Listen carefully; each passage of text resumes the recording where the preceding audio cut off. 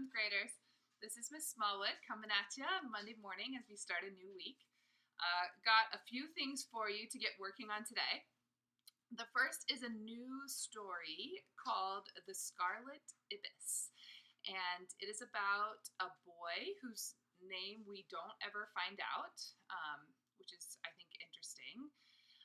And I want you to think about why as you read. And his younger brother, who has some disabilities. You'll find that out in the story.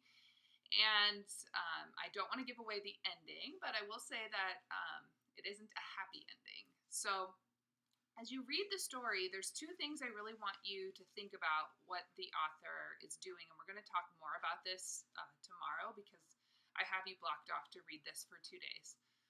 So as you're reading about the relationship between these two brothers and what the way that the author is communicating both what's happening and what's ultimately going to happen, I want you to think about symbolism and foreshadowing. So first off, symbolism. Symbolism is when an author uses a person, object, or a place even can be a symbol to refer to or stand in for something else. And so in this story, there's a pretty important symbol. There's an object or something that you're going to read quite a bit about.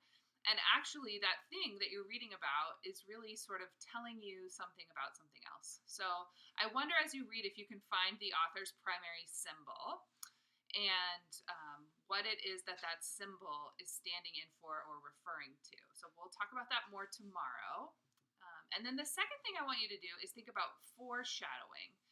And this is sometimes difficult to do in the beginning of a story because you're just sort of getting used to the author's style and how they write. But especially once you get to the end and you find out what the ending of the story is, I wonder if you can look back and think about all of the places where the author was sort of hinting that this might be the ending that we were coming to.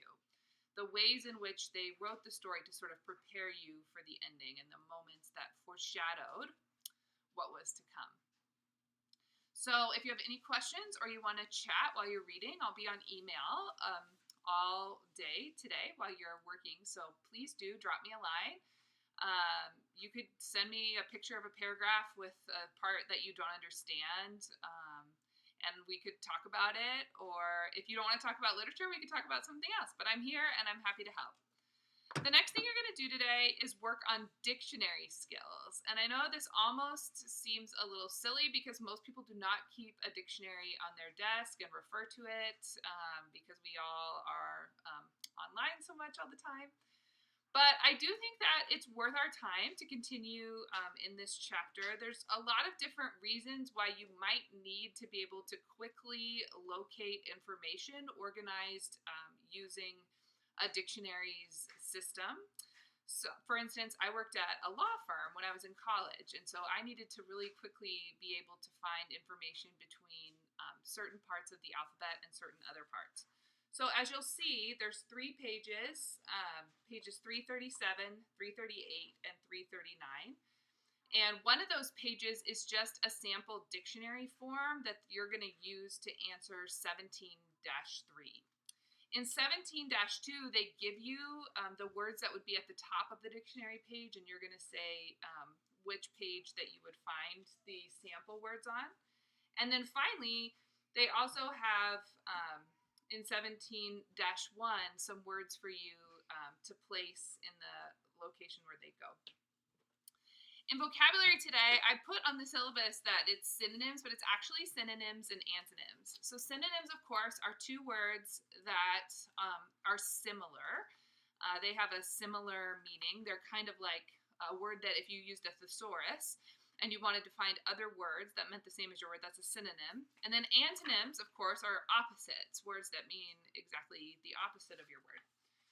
So on the synonym side, it's real simple. You're going to use the words in your word bank to put into the sample sentences that you have. And again, total permission to use your device to dictionary.com, any of these that you don't know. The antonym one is a little bit trickier because it's a crossword puzzle. So they've given you all the crosswords. You can fill those in. And then for the down words, you're going to have to find the antonym of its partner. So that means the opposite of whatever you have here. So I'll give you the first one. Number 1 across, they tell you, is destroy. Number 2, down, is an antonym of destroy. And it begins with M and ends in E. Some of you would already be raising your hand in class because you have it, but if that's not you, that word is make. I actually think this is pretty fun, but if you get frustrated because you can't figure one out or you really want to finish it but you just have one hole, do feel free to email me. And once we do a few pages this week, I'll upload a copy of the answer key to the Google Drive so you guys can check that out too. All right, hope you're hanging in there at home. Be in touch if you need anything. Talk to you soon.